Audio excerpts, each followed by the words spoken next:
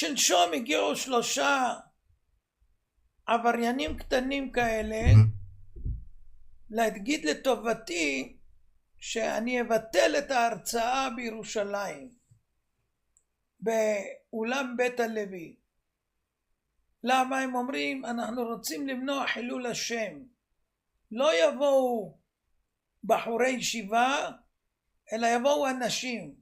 יש אנשים שלא רוצים שאתה תיתן את ההרצאה.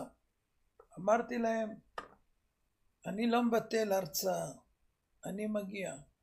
אומרים חבל, אנחנו לטובתך, אנחנו לא רוצים שיהיה חילול השם. אתמול הם הגיעו הליצנים האלה ובאו עם עוד חבר'ה, ובא איתם מנהיג שסניק שנראה כזה, נראה באותו בסרטון, שאומר זה האנשים שאני הבאתי. הפוך, תקפו אותו האנשים של הרב. רגע, אבל היה איום מוקדם. האנשים שלי לא איימו על מי שהם לא יודעים שיבואו, אלא איימו. ולא רק זה, לא רק זה, אלא היה מישהו שצלצל ואמר שהוא מאיים שלא כדאי לבטל את ההרצאה, כדאי. והבן אדם הזה אפילו לא התבייש, מטלפון מוכר, אומר את השם שלו, בדקנו, זה האיש. היום הוא יזמן למשטרה. ומה הוא אומר האיש? תשמעו איך אנשים חסרי שכל. והוא מצלצל, והוא אומר לי יעקב דרעי, לא יאומן כי סופר, שמו אופק גרשון, מהר חומה בירושלים. תשמעו מה הוא אומר.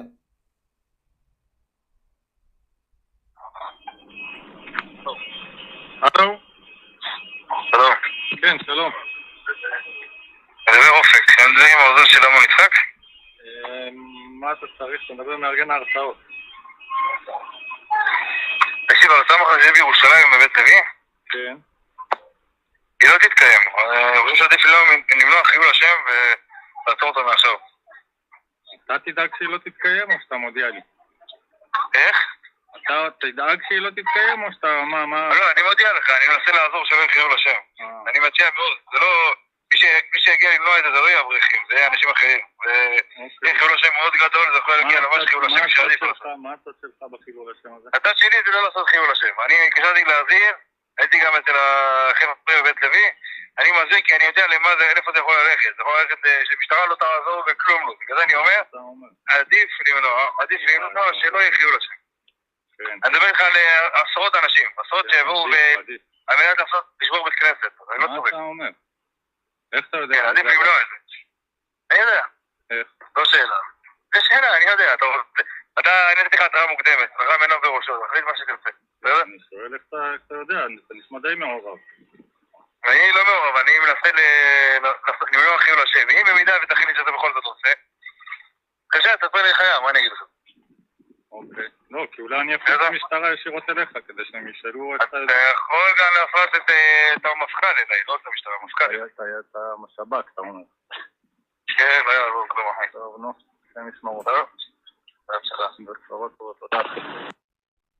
הם באים לעשות פיגוע ולפרק את הבית כנסת. הוא רוצה למנוע חילול השם. אלה שרוצים למנוע באו לחלל את השם. נעצרו בינתיים 2, היום יעצרו עוד.